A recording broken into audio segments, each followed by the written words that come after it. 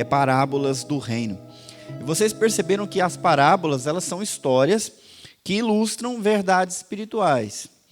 Jesus usou parábolas, mas outras pessoas naquela época também usavam parábolas. Mesmo em outros locais, em outras épocas, as pessoas gostam de usar parábolas, histórias, para ensinar verdades profundas. Isso é assim até hoje. Hoje, na nossa época, nós temos muitas histórias que a gente conta para dar lições de moral a respeito da vida. Vocês conhecem a história da corrida do coelho e da tartaruga, não é? Não importa se corre muito e para muito. O importante é correr pouco e não parar nunca e tal. E isso também traz verdades para a vida. Jesus usava muito as parábolas. Vocês viram nessa semana que ele não falava de outra forma para a multidão. Para o povão, Jesus preferia usar a parábola do que falar abertamente os ensinos que ele tinha para dar. Isso ele reservava para os discípulos. E ele usou muitas parábolas, especialmente para falar a respeito do reino de Deus. O povo se reunia e ele usava a parábola dizendo: o reino de Deus é assim, e contava uma história, né? Ainda assim, apesar de Jesus usar as parábolas para falar para o povão, as parábolas não são tão fáceis de entender. Tanto é que os discípulos vieram várias vezes a Jesus perguntando: você explica para a gente o significado da parábola? Se eles tinham que pedir explicação, mesmo sendo alunos exclusivos de Jesus, é porque não é fácil de entender, não é tão simples assim como parece, ok? O objetivo da parábola é despertar o interesse e provocar reflexão. É para você ouvir, refletir e pensar sobre a sua vida, especialmente em relação ao reino. Jesus coloca assim: o reino de Deus é assim. Se ele é assim, ele não é assado. Vocês estão entendendo a minha lógica? Então, se na sua vida o reino de Deus não se manifesta assim, é hora de você parar e pensar: será que estou vivendo o reino? Vocês estão entendendo ou não? Será que o reino de Deus é uma realidade na minha vida?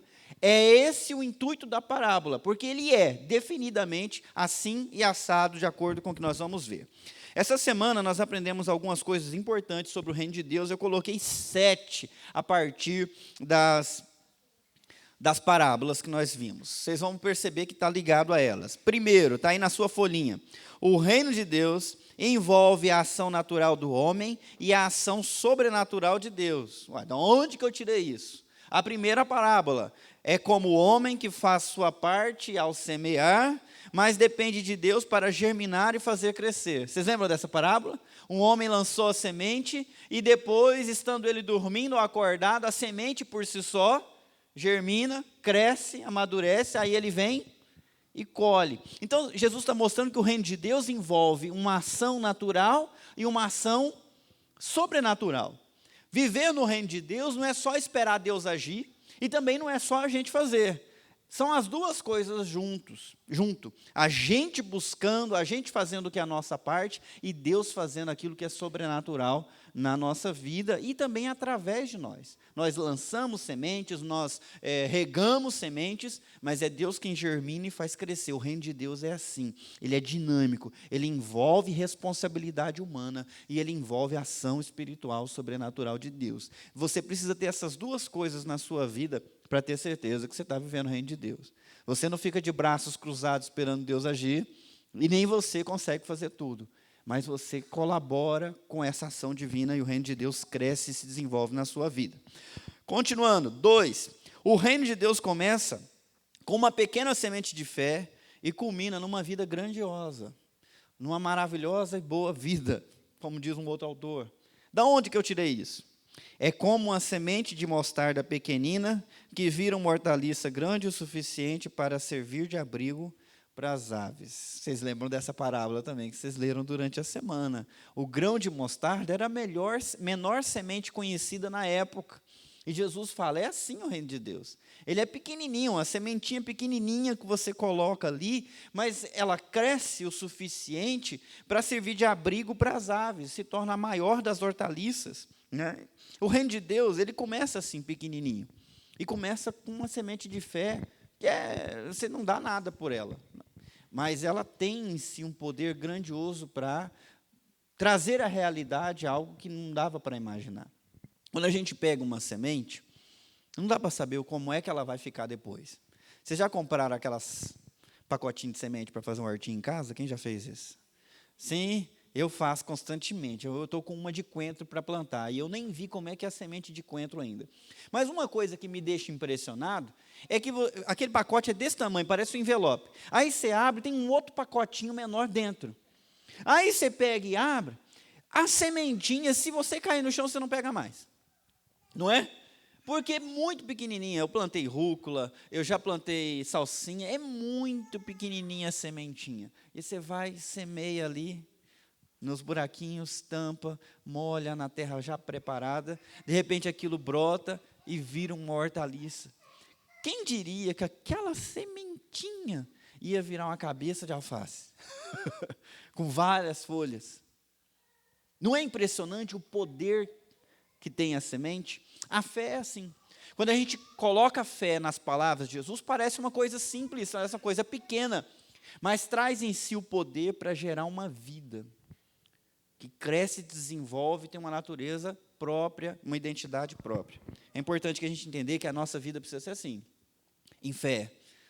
E essa fé produz uma vida diferente. Se não está produzindo uma vida diferente, temos que descobrir que semente é essa que nós estamos plantando. Será que é uma semente de positivismo, de confissão positiva, de convencimento e não de fé? Pensem, reflitam. 3. O reino de Deus tem início como uma influência oculta na vida de uma pessoa e acaba transformando-a por inteiro. Vocês viram isso, não? Qual que é a parábola? É como um pouco de fermento que uma mulher misturou na massa. E o que ela fez? Fermentou a massa inteira. Inteira. Mais uma afirmação importante. O reino de Deus não pode mudar só o seu domingo. Se o reino de Deus só muda a tua agenda de domingo, então não é o reino de Deus. O reino de Deus precisa mudar tudo, e realmente muda tudo. Influencia a sua maneira de pensar, sua maneira de agir, sua maneira de falar, a maneira como você usa o tempo, a maneira como você se relaciona com Deus, com o próximo, com o filho, com o patrão. O reino de Deus transforma tudo. Ele não atinge algumas áreas da nossa vida e outras ficam intocadas. Ele é que nem fermento. Misturou um pouco, é o suficiente para revolucionar a vida por completo.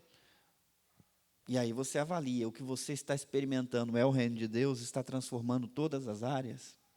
Volta na primeira palavra, como é que ele transforma? A ação sua e a ação de Deus. Parte você se abre, trabalha, outra parte Deus abre você e trabalha, mas precisa haver transformação. Se a sua vida não está crescendo, não está avançando, não está sendo transformada, é hora de refletir e pensar sobre o reino de Deus. É o reino de Deus que você está vivendo? Ou ainda é o reino do fulano, o reino do ciclano? O seu reino próprio, aonde você pede algumas bênçãos de Deus em algumas áreas? No reino de Deus, ele influencia tudo e você quer que ele influencie tudo. 4. O reino de Deus é atacado pelo inimigo e contaminado com falsos discípulos que só serão separados no fim. Essa é a lição principal daquela parábola que vocês viram. Qual parábola?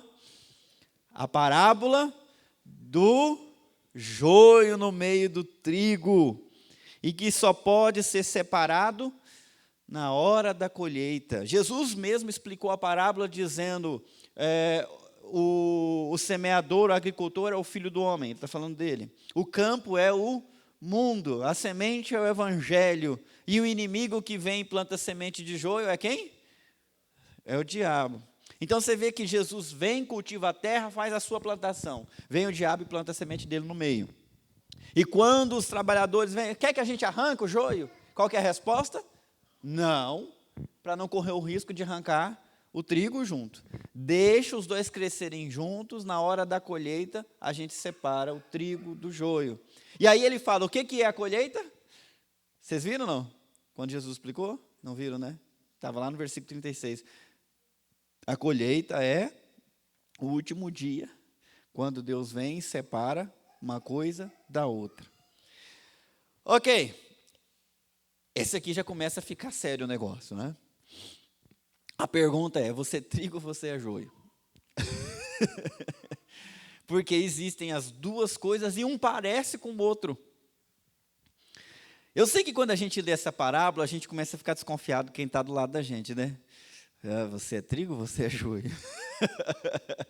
Não é essa a intenção. Até porque, se fosse essa a nossa intenção, a nossa tentação seria arrancar as pessoas que a gente acha que é joio, mas a gente não tem autorização para isso. Por quê? Porque a gente não sabe se a pessoa é trigo ou é joio de verdade. Pode ser que ela seja trigo que ainda não frutificou. Na realidade, uma das maneiras da gente descobrir se a gente é trigo ou é joio é justamente o fruto.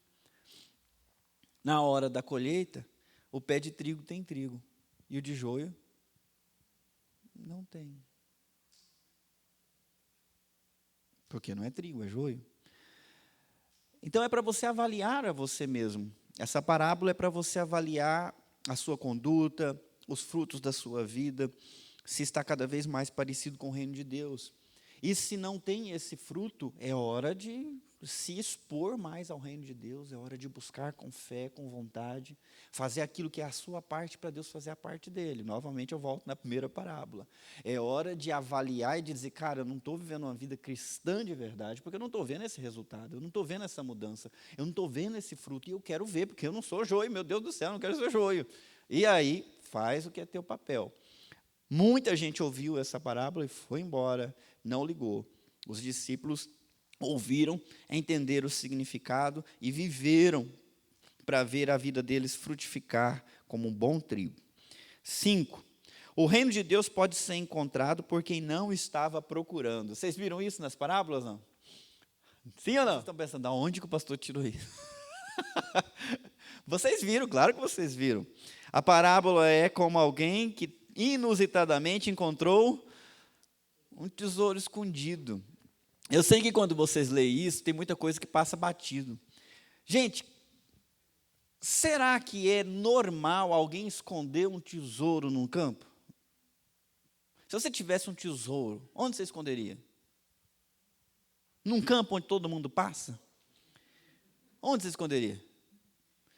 Você fala, eu ia pegar uma parte do tesouro, comprar um baita de um cofre, né, e guardar 7 chaves.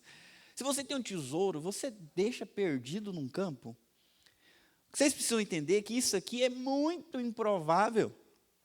Ainda mais numa época onde as pessoas não tinham como a gente banco para ficar guardando as coisas assim. Então, o cara encontrar um pote com moedas num campo é a coisa mais improvável de acontecer, mais inusitada de acontecer. Para isso acontecer, alguém teve que deixar esse tesouro, morrer, se perder, ser preso, alguma coisa, para ninguém ir lá procurar. É uma coisa muito improvável. O cara não estava procurando e achou. O reino de Deus é assim. Para algumas pessoas, ele não está procurando, de repente ele acha. E quando ele acha, ele logo percebe que ele foi afortunado. Aí o que ele faz?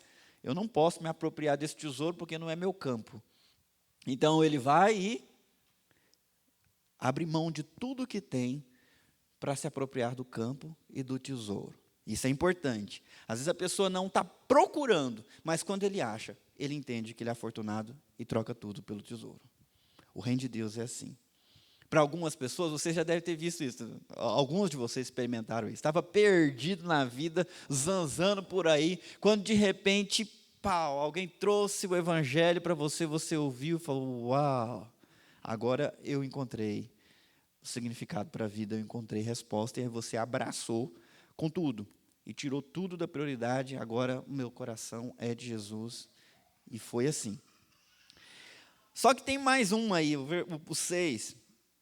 O reino de Deus pode ser encontrado por quem o buscou apaixonadamente durante toda a vida. E a próxima parábola. É como um negociante de pérolas que finalmente encontrou uma realmente valiosa. Jesus também falou isso. O reino de Deus é como alguém que achou, sem querer, um tesouro, mas também é como um que vive de negociar pérolas e vender pérolas. Até que ele acha uma que ele pensa, Nunca na vida eu vou encontrar uma tão preciosa como essa. Aí o que ele faz? Vende tudo que tem e se apropria da pérola. Tem muita gente que não passa por essa vida assim despreocupadamente e tal. Tem gente que está procurando sentido, está procurando razão, está procurando Deus e procura viver uma vida correta, uma vida reta. Não tem isso por aí também? Tem gente que é assim. E quando encontra o Evangelho de Jesus, rapaz, agora achei. Agora eu abro mão de tudo por causa disso aqui, porque finalmente eu achei a resposta, finalmente eu achei um valor que eu estava procurando. Então o reino de Deus às vezes se manifesta para quem não estava procurando e às vezes se manifesta para quem estava procurando. Acho que o Simões é um bom exemplo disso, um cara que viajou todo tipo de fé, de credo, de filosofia para finalmente encontrar o Evangelho e entregar-se todo para o Evangelho. Continuando. O reino de Deus é uma realidade que vai arrastar todos até o último dia. Ele vem para os que o esperam e para os que não o esperam. Da onde que eu tirei isso? A terceira parábola desse mesmo trecho, Jesus fala de uma rede que é lançada ao mar e que arrasta, que pega todo tipo de peixe, bom e ruim. Aí o bom é reservado e o ruim é queimado. É lançado fora. Aí ele fala que o reino de Deus é uma realidade que vai se manifestar e vai pegar a todo mundo, querendo ou não querendo. Isso é importante também, né? Porque se você se rende ao reino de Deus hoje, então isso é bênção. Se você não se rende ao reino de Deus agora, está frito. Porque ninguém escapa disso. Nem quem não crê escapa da realidade do reino de Deus. Jesus Cristo veio, viveu entre nós, morreu, ressuscitou, foi assunto aos céus e disse: eu volto, sem demora.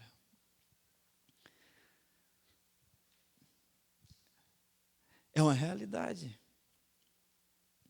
É uma realidade simples expressa nessa parábola.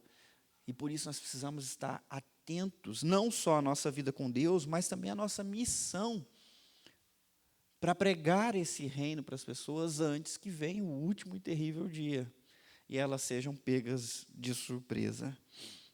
Bênção ou juízo, isso se define na fé.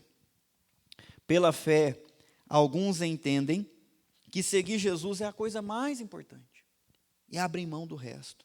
Abraçam o discipulado com alegria, com compromisso, até que toda a vida seja transformada pelo Evangelho. E isso define quem está em Jesus, quem não está em Jesus. A entrega, ela é total, e ela é cada vez mais intensa.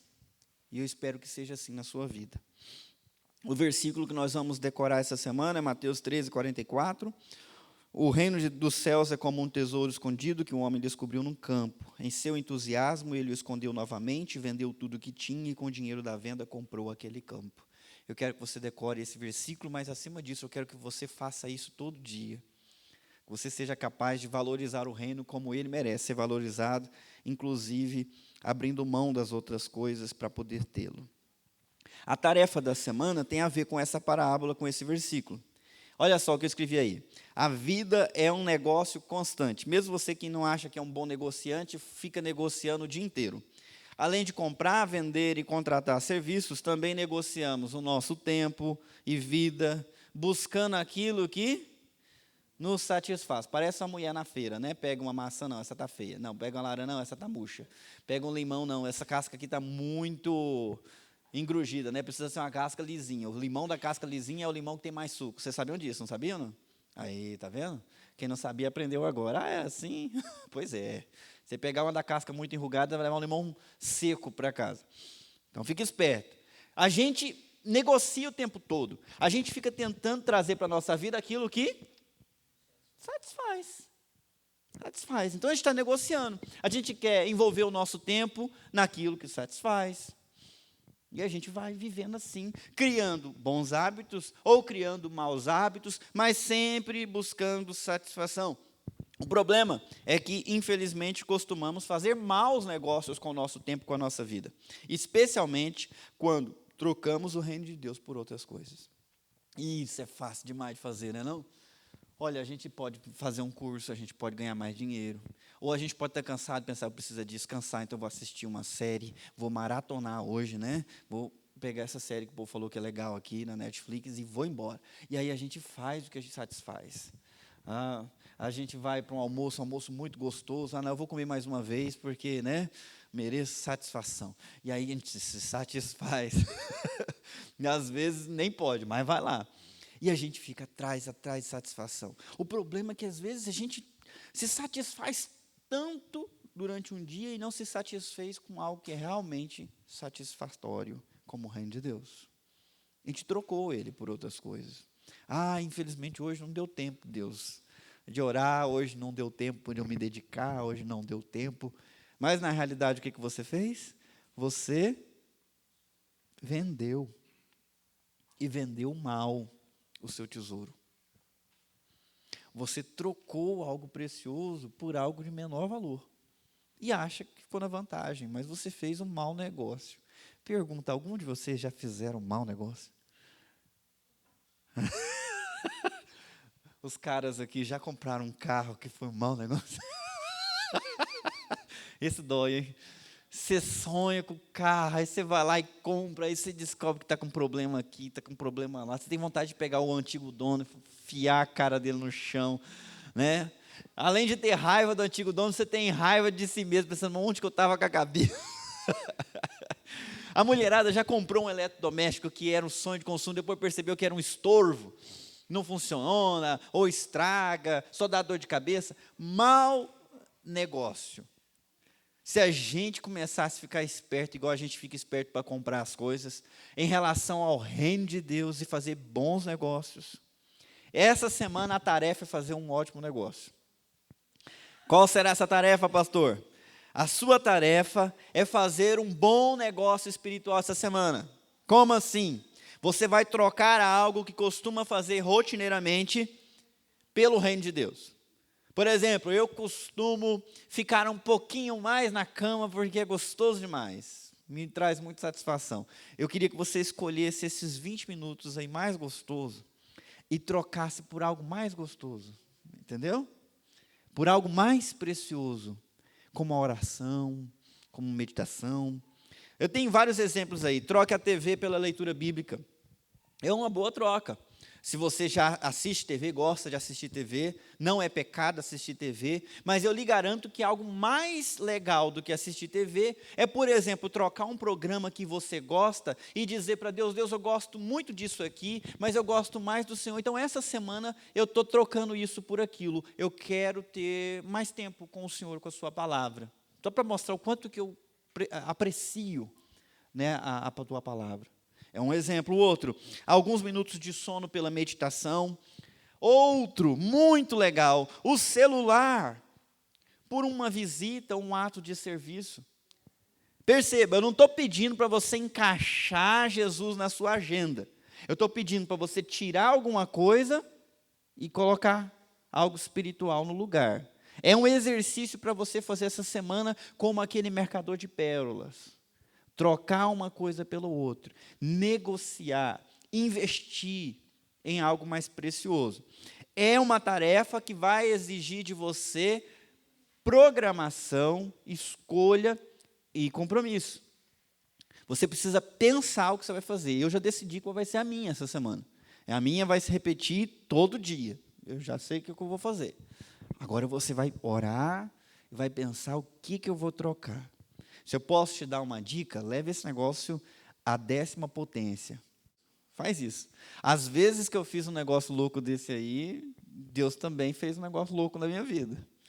Uma vez eu pensei assim, poxa, eu estou com 18 anos, eu já passei não sei quantas noites em claro jogando videogame, e nem é um grande esforço, né? Você emenda uma partida na outra, e fica a noite inteira acordado na frente do videogame. Tem alguém que já fez isso aqui? Só eu que sou culpado desse pecado. Os mais novos, o Mateus levantou a mão. Douglas, você nunca fez isso? Ah, mas vocês já fizeram assistindo maratona já, né? Filme, essas coisas. Série, né? Então, eu como um bom adolescente, nem faz tanto tempo assim, né? Esses cabelos brancos surgiram de ontem para hoje, faz pouco tempo. Eita, é fácil demais, passava a noite em claro, ainda mais se tivesse companhia. E ficava fácil. Aí um dia eu pensei, cara, eu nunca passei uma noite em claro lendo a Bíblia. E Deus não é mais importante? Aí eu botei na minha cabeça, vou fazer. E fiz. Rapaz, foi uma baita de uma luta espiritual, mas também foi uma tremenda de uma vitória. E eu me senti bem depois de ter feito isso. Poxa, gastei esse tempo com coisa que não acrescentou nada na minha vida, por que eu não posso gastar dessa forma? E fiquei a noite em claro, gente. É possível. Então, a minha dica para você, que é mais ousado, é quem é discípulo no estilo Pedro, pega essa dica minha. Ah, então tá, então eu vou andar sobre as águas, eu vou pegar um negócio aqui, não vou arrebentar. Pode fazer. Agora, se você é um discípulo assim, meio Judas, que não Judas Iscariote, o outro, tá? Que nunca falou nada, mas que foi topando as tarefas, aí você escolhe alguma coisa pequena, troca aí e vai. Mas o importante é você fazer o exercício. O importante é fazer o exercício essa semana e se tornar uma pessoa que sabe negociar, que sabe trocar algo precioso por algo mais precioso, que sabe trocar algo por algo que satisfaz a alma, satisfaz a vida por completo. É esse o exercício da semana, eu espero que você tire proveito. Agora um aviso, a gente está chegando no final do semestre. E estamos chegando também numa fase onde Jesus vai enviar os discípulos de 2 em 2 para anunciar o Evangelho, orar pelos enfermos e alimentar as pessoas. Então Jesus despede os discípulos e eles saem para trabalhar. Ainda não é a grande comissão, são tarefas. E adivinha o que nós vamos fazer? Igualzinho, mas você vai ter um mês para sair colocando em prática tudo que você ouviu, que você aprendeu, para visitar pessoas, para orar, sabe? E de preferência não é para fazer isso sozinho, é para fazer com alguém, encontrar alguém e sair trabalhando aí, visitando pessoas, pregando o evangelho, convidando para a igreja, ajudando no que puder ajudar. Mas vai ser um mês para você colocar isso em prática. O alvo é sair e encarar os desafios para depois voltar e falar, cara, foi difícil isso, foi difícil aquilo. Ou voltar animado, rapaz, foi muito jóia o que a gente fez, nós visitamos não sei quantas pessoas e foi especial o que a gente experimentou e tal. Tá bom? Então se preparem para isso, que daqui a algumas semanas vamos começar essa fase nova, antes de voltar para o segundo semestre, e aí mergulhar de novo dentro do Sermão do Monte com profundidade. Amém? Ok? Bom negócio para vocês, vou orar. Senhor Deus, muito obrigado pela oportunidade de ouvir o Teu Filho nos ensinando através dos evangelhos. Nós queremos viver a realidade do reino de Deus na nossa vida e não apenas, ó Deus, ouvir falar dele. Nós queremos que ele se torne fonte de vida e transforme a nossa vida por completo. Por isso, Senhor Deus, nos ensina a fazer a nossa parte e faz no nosso coração o que só o Senhor pode fazer. Nos ajuda, Senhor Deus, a fazer bons negócios e trocar aquilo que é de pouco valor por aquilo que é muito valoroso e até mesmo trocar aquilo que nós julgamos ter valor por algo mais valioso ainda, que é a Tua vida em nós. Nos ajuda a praticar esse exercício durante essa semana e abençoa também, ó Deus, o intervalo que nós vamos ter para colocar em prática o que temos ouvido, pregando para outras pessoas, visitando outras pessoas e tentando levar o Teu reino para a vida das pessoas. Nós pedimos, ó Deus, a Tua graça e o Teu favor sobre cada um de nós, no nome de Jesus. Amém.